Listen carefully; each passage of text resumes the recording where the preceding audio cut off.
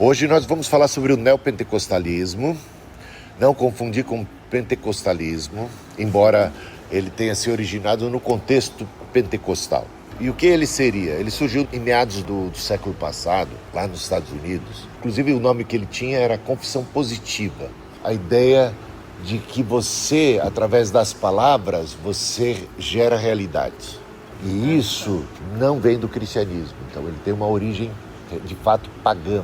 Você vai observar o seguinte, o Kennedy Reagan, Kenyon, lá dos Estados Unidos, então eles vão trabalhar muito com a ideia de que Deus já estabeleceu leis espirituais. No neopentecostalismo, você não ora pedindo nada para Deus. Não, você não pede, você declara.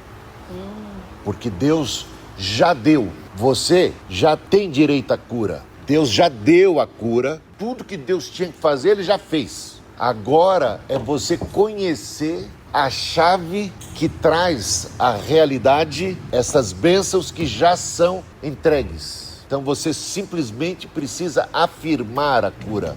Você precisa afirmar a prosperidade. Você precisa tomar posse.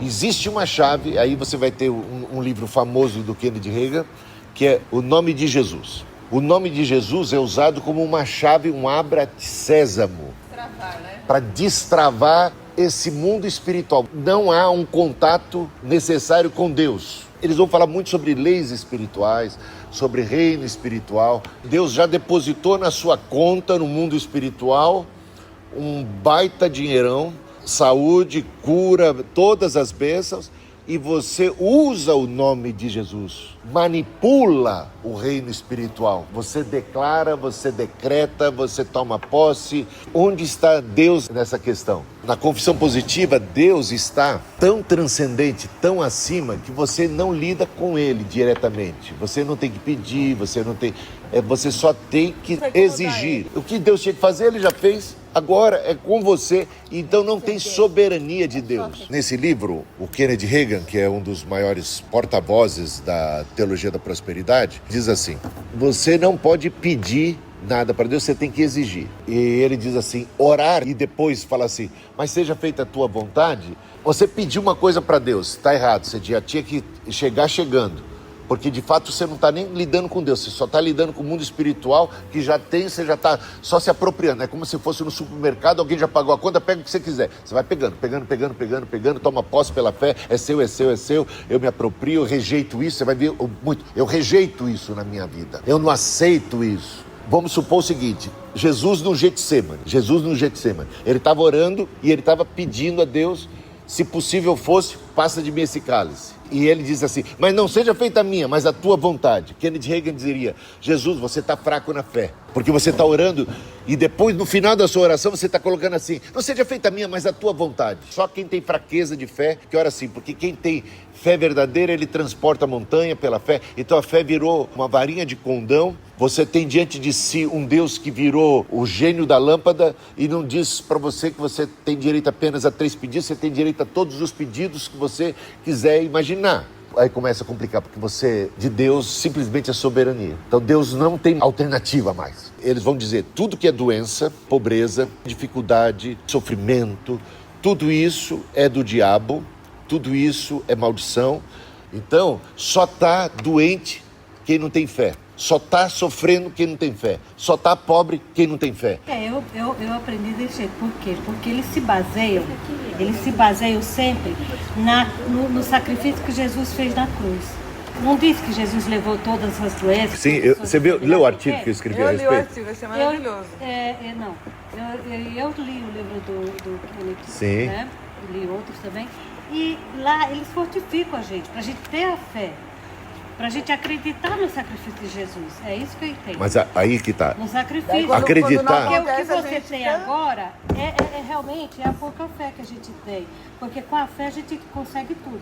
Consegue a prosperidade, consegue a cura. Segundo os teólogos da prosperidade, nenhum sofrimento, nenhuma pobreza, nada que é mal, nada que é qualquer desconforto, dor, enfermidade. É tudo do diabo. Tudo é do diabo e nada disso é de Deus. Portanto, o que Deus tem para você é sempre saúde plena, em todo tempo, nunca nenhuma dor de cabeça, nenhuma dor, nenhum sofrimento. E agora, se você está passando por isso, você tem o direito. Já é seu por direito. Você vai ouvir isso muito lá. Já é seu por direito a cura, já é seu por direito todo alívio de qualquer espécie de dor, já é seu por direito toda a prosperidade, toda a riqueza, e a gente só tem que ir nesse banco celeste ir lá com o cheque Pela que já fé, está a fé. assinado. O cheque é a fé. Na cruz, Jesus já assinou o cheque. É isso mesmo. Agora, preencha o valor que você quiser, é a tua fé que vai determinar o valor do cheque que você vai preencher. Isso é a teologia da prosperidade. Por isso, para eles, pedir é dar a Deus o direito de dizer não. Então, você não pode pedir. Pedir já seria uma falta de fé, porque você já está vacilando ao pedir. Porque quando você pede, você já está sujeito a uma resposta negativa ou uma resposta à espera. Desde pequeno aprendia que quando a gente ora, a gente pode receber 3 respostas de Deus. Sim, não e espera. Teologia da prosperidade não. O sim de Deus já está garantido. Porque se trata de benefício, de bem-estar material, físico, presente, para a vida presente, então isso já é vontade de Deus. Você não tem que discutir e nem colocar em questão a vontade de Deus. A vontade de Deus já está declarada. Vontade é soberana. Aí passa a ser a sua vontade, você passa a ser o manipulador da sua própria realidade. Portanto, você não está mais lidando com Deus. Por isso ele tem um pé em ciência cristã, no gnosticismo. Ou seja, Deus, Rebaixou Deus, né? no gnosticismo, Deus é tão transcendente, que você tem que lidar com os seres que povoam o mundo espiritual, que estão ali mais próximos de nós, porque Deus é fora de cogitação. Ele estaria...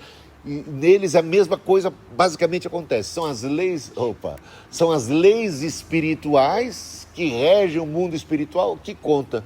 Então Deus estaria fora de questão. Deus já fez o que ele tinha que fazer, estabeleceu as leis espirituais, já te deu tudo, já depositou tudo na sua conta, agora você vai lá e preenche o cheque e vai sacando. E quando você preenche o cheque, você chega lá, você não pede, por favor, para o banco, me dê. Né? Você pode fazer isso por educação, porque a pessoa que está te servindo é do caixa e tal. Mas você, imagina o caixa dizer, fala assim para você, não estou a fim de te dar isso hoje. O que eu exijo é o meu direito. Está entendendo qual que é a jogada? Como fica diferente a oração? Já não é a oração de pedir, é a oração de sacar.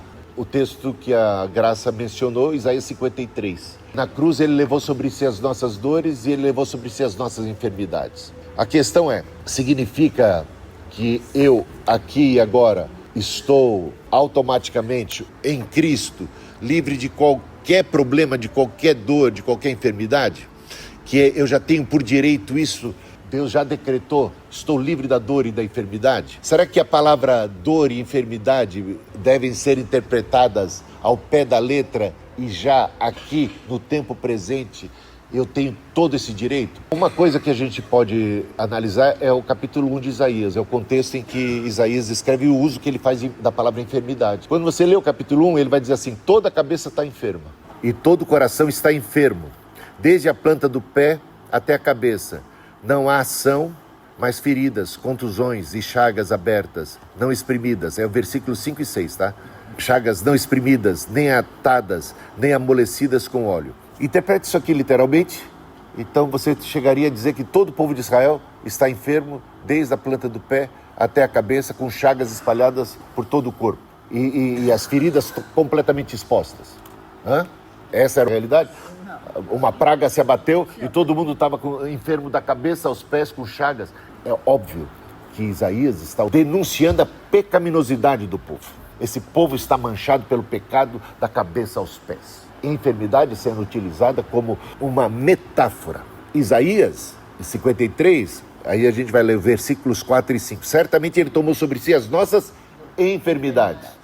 Lembra das enfermidades que o povo estava maculado e manchado por causa delas? Nossas dores e as nossas enfermidades. Mas ele foi traspassado por causa das nossas transgressões, foi esmagado por causa das nossas iniquidades.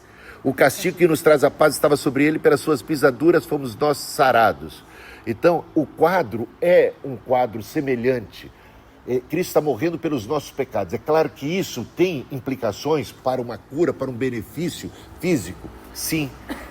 Agora, essa plenitude do que Cristo conquistou na cruz, só na eternidade. É por isso que se diz lá, se você pegar Apocalipse capítulo 21, a descrição da Nova Jerusalém, é só lá que vai ser vencida a condição da morte, a condição da dor, a condição do sofrimento, a condição do choro. Até lá, veja só, vou citar aqui de cabeça Romanos capítulo 8. A natureza, a criação, a um só tempo geme e suporta angústias até agora. E diz o apóstolo Paulo, e nós também gememos. Suportando com a criação, debaixo ainda dessa condição, nós gememos, nós envelhecemos. E envelhecer não é necessariamente saúde.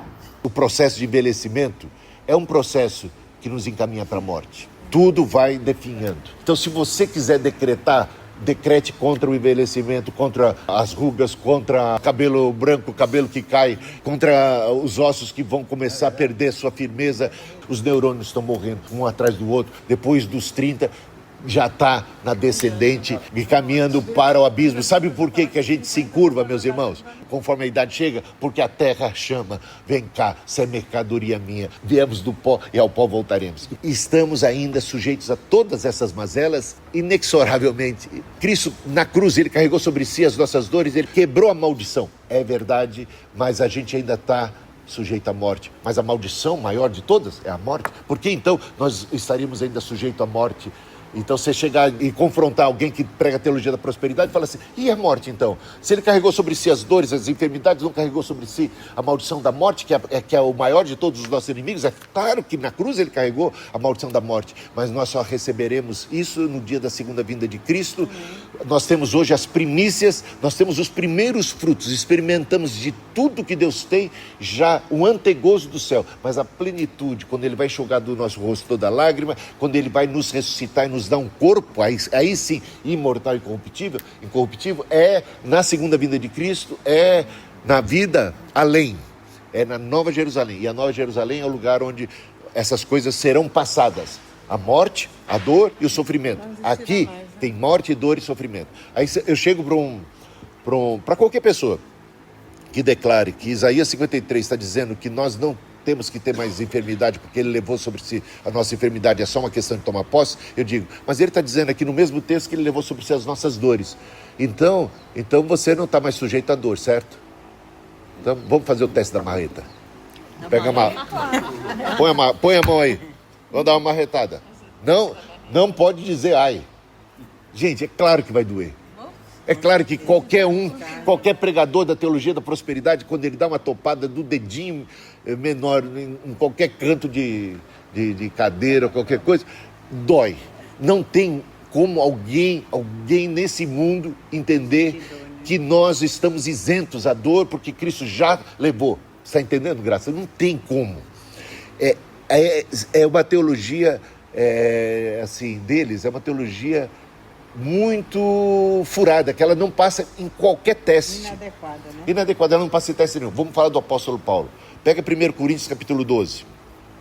Aí você abre a Bíblia em 1 Coríntios capítulo 12, você vai ver o apóstolo Paulo falando de si mesmo, na terceira pessoa. Conheci um homem,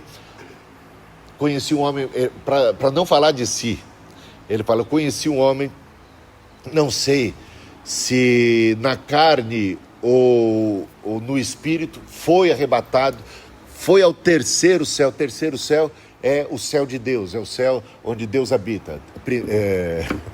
Bom, o primeiro céu é o da atmosfera, o segundo céu é o dos astros, e o terceiro céu é espiritual. Bom, tá bom? Isso é uma maneira como eles falavam antigamente. Então, o terceiro céu, o primeiro é onde eu empino pipa, o terceiro é onde tem as estrelas, a lua. A habitação do Altíssimo é o céu celestial, onde Deus tem o seu trono, seria a habitação de Deus, dos anjos. E ele diz que ele subiu a esse terceiro céu, ele esteve diante de Deus. Por isso que ele fala ele teve visões e revelações tão extraordinárias que ele não conta como eu fui. Ele fica até meio constrangido de dizer isso, porque parece que ele está se gabando de ter tido esse privilégio, que é um privilégio de pouquíssimos em toda a história, alguém que teve diante de Deus e diante das revelações todas que ele recebeu. Aí ele diz, versículo 7, para que eu não ficasse orgulhoso com a grandeza das revelações, foi-me posto um espinho na carne, mensageiro de Satanás para me esbofetear. a fim de que eu não me exalte. 3 vezes pedi ao Senhor que o afastasse de mim. Então ele me disse: a minha graça é o que basta para você. Não vou afastar esse espinho, não. Olha só, hein? Pois o meu poder se aperfeiçoa Na fraqueza, eu quero você fraco, para eu poder derramar sobre você poder. De boa vontade, pois, mais me gloriarei nas fraquezas, para que sobre mim repouse o poder de Cristo. Por isso sinto prazer nas fraquezas, nos insultos, nas privações, nas perseguições, nas angústias, por amor de Cristo, porque quando sou fraco, então é que sou forte. Ele tem um problema, que segundo é dito claramente, é um problema físico, é um espinho na carne. Foi um mensageiro de Satanás que colocou e Deus está achando isso bom. Deus está achando isso bom. É para o teu bem, por isso que eu permito, para o teu bem. Eu quero você mais fraco, para você não se ensoberbecer. Veja, que tudo começou com Deus. Deus falou assim, olha que Paulo, vou colocar de novo. E para que eu não ficasse orgulhoso. Era a intenção do diabo que Paulo não ficasse orgulhoso? Mas Deus é capaz de usar qualquer mal para o nosso bem.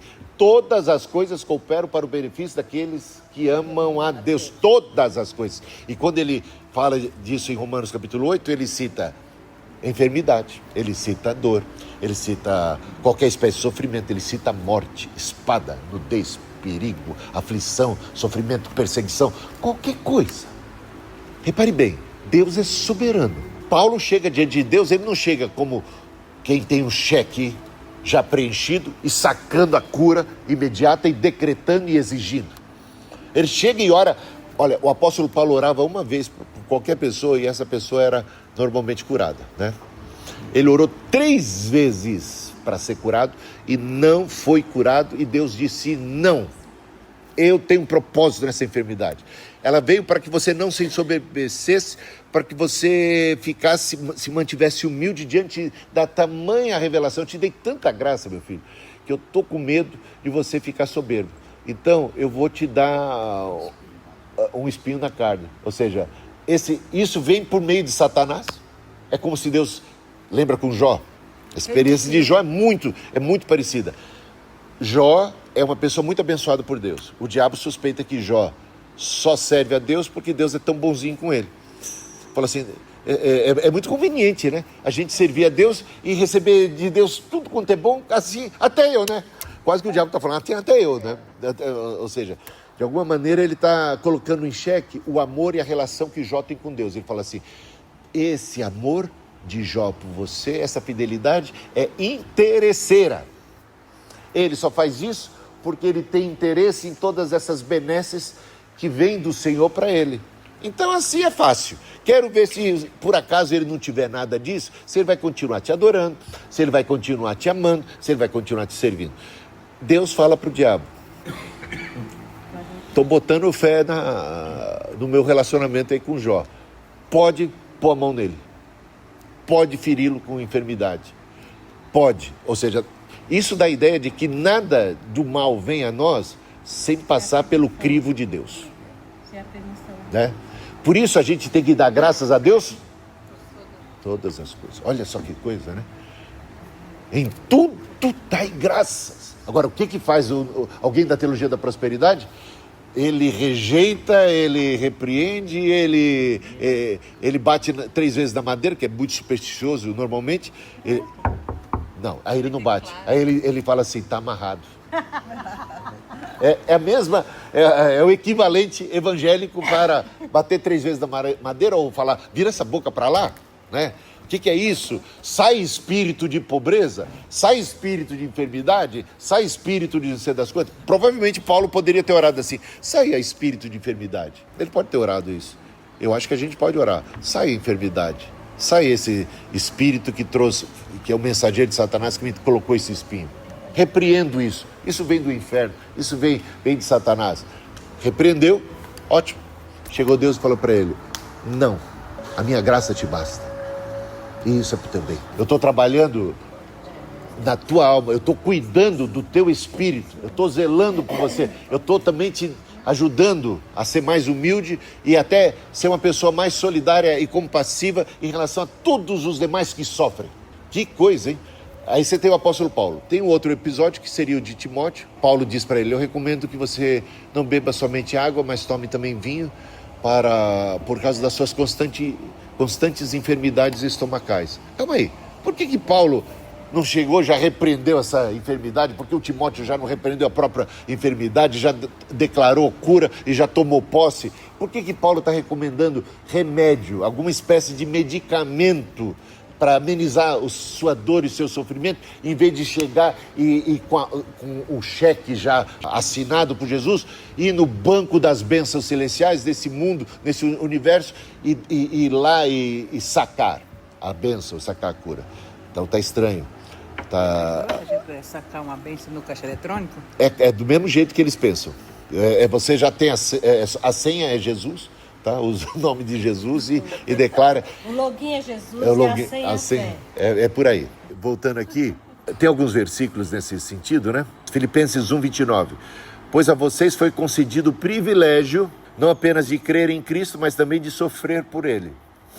Então, encare isso como um privilégio. É aquela parte lá, né, que a promoção produz a perseverança. Romanos 5, né? Justificados, pois, pela fé, temos paz para com Deus, por meio de Jesus Cristo, e aí nos gloriamos na esperança da glória de Deus, mas não somente nisso, mas também nos gloriamos nas tribulações, sabendo que a tribulação produz uma espécie de perseverança, paciência, e a paciência produz, depois, no final das contas, a experiência. E a experiência nos dá ainda mais esperança. E a esperança não confunde, porque o amor de Deus é derramado nos nossos corações pelo Espírito Santo que nos outorgou. Portanto, nos gloriamos das tribulações. E a enfermidade é uma baita tribulação na vida de quem quer que seja. De fato, veja, 2 Timóteo 3,12. De fato, todos os que desejam viver piedosamente em Cristo Jesus serão perseguidos. Atos 14:22, porque é necessário que através de muitas tribulações entremos no reino de Deus. E Romanos 8:17, que eu já citei algo de Romanos 8, mas vou citar mais.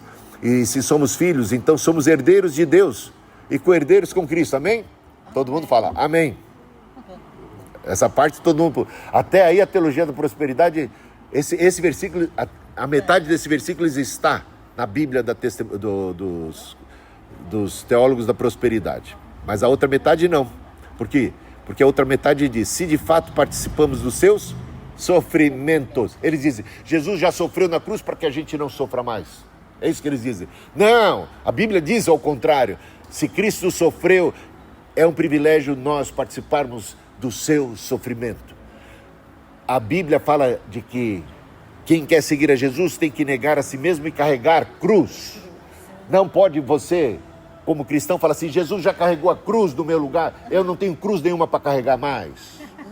Ele já carregou minhas enfermidades, eu não tenho enfermidade nenhuma. Ele carregou minhas dores, eu não tenho dor nenhuma. Ele carregou as coisas todas lá e eu não tenho mais nada. Ele não carregou as minhas iniquidades? Eu já ouvi muito isso. Então, Jesus já carregou. mas aqui a Bíblia diz que você tem que sofrer os sofrimentos de Cristo para você poder participar futuramente da glória, né?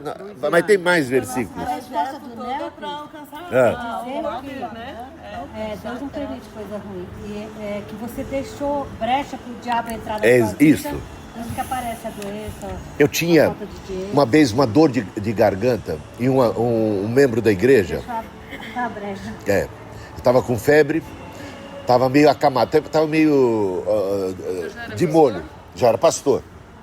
Aí eu fiquei com dor de garganta, uma crise, e eu fui visitado por um membro da minha igreja que já tinha distribuído o livro, comprado e distribuído o livro do Kennedy Reagan, O Nome de Jesus, para toda a igreja. Misericórdia. Ele me visitou, chegou para mim e falou assim: pastor, me desculpa, mas eu acho que o senhor não está tendo a fé. O senhor deve ter dado brecha pro diabo. Para o senhor chegar nessa condição, isso aí só pode ser uma brecha que o senhor deu na sua armadura. Porque se você tem a armadura de Deus, então você não vai ter dor, você não vai ter enfermidade, você não vai ter dor de garganta, você não vai ter febre, você não vai ter dor de cabeça, você não vai ter nada desses males que vem do inferno e tal, né? Eu acho que o senhor tem que o senhor já orou? Aí eu falei, claro. Vai falar justo pra quem? Não, claro que eu já orei. Ou você acha que eu fico confortável quando eu tô com alguma... Eu falo assim, Deus, me livra disso aí. Não gosto disso não, eu quero a cura. Eu oro por cura para todo mundo da igreja. Eu oro por cura para mim.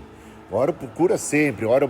Eu oro também para que todo mundo tenha prosperidade. Eu quero que todo mundo prospere na vida. Eu quero que todo mundo tenha coisas boas, todas as bênçãos. Eu acho que pedir essas coisas, orar para mim, pedir, é legítimo. E desejar essas coisas é legítimo. Agora, colocar Deus no paredão e exigir todas essas coisas e dizer, agora é meu direito, né?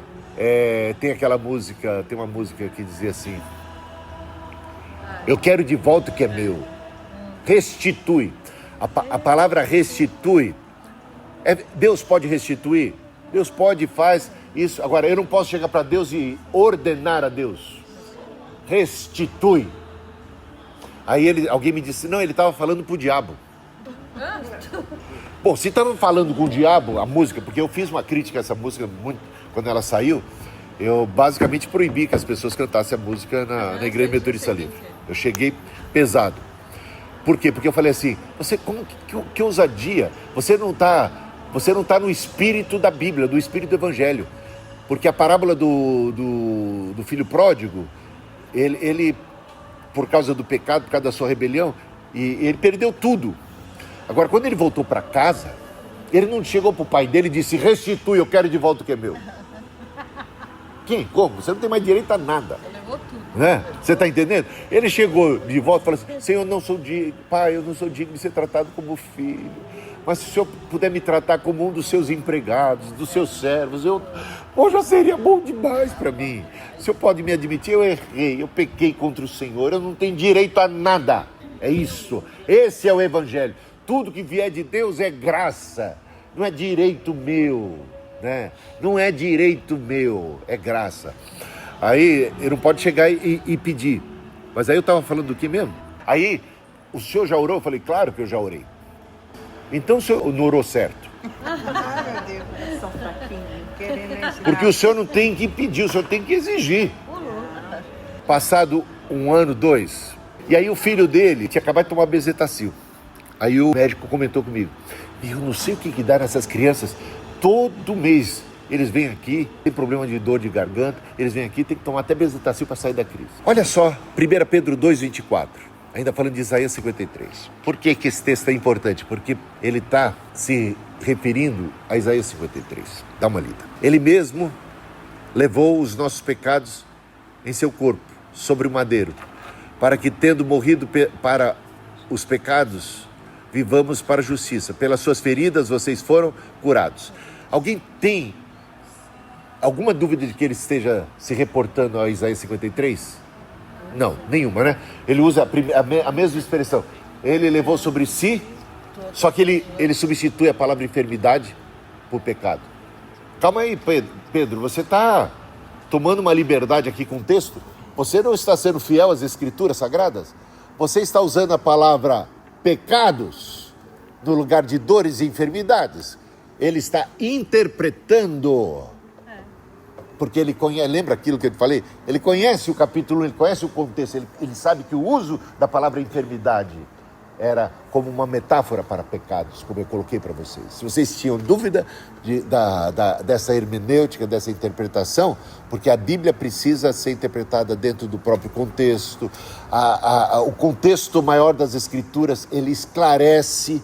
Então, enfermidade e dores são sinônimo de pecados, de pecaminosidade, de culpa, de pecado. Veja, mais uma vez, 1 Pedro 2,24. Ele mesmo levou os nossos pecados em seu corpo sobre o madeiro, para que, tendo morrido para os pecados, nós morrido para o pecado, né? Vivamos para a justiça, pelas suas feridas fomos sarados. Sarados do quê? Da culpa. Curados do quê? Da culpa, essa enfermidade do pecado. Um dia, sim, plenamente seremos sarados. Quer dizer que Deus não cura a gente hoje? Ele cura a gente hoje. Mas Ele vai curar 100% das vezes? Já temos por garantido a cura ou a prosperidade ou isso ou aquilo? Essa é a questão. Certamente não, né? Ele continua soberano e nós devemos orar segundo a vontade de Deus. Jesus nos ensinou assim, né? Não seja feita a minha, mas a tua vontade. O apóstolo João também, na sua primeira epístola, lá no capítulo 5, no finalzinho, ele diz: essa é a certeza que temos, que se pedirmos qualquer coisa segundo a sua vontade, seremos atendidos. Portanto, qualquer coisa segundo a vontade de Deus, e não qualquer coisa irrestritamente, qualquer coisa que Deus tem soberania. Deus sabe o que é melhor para a gente.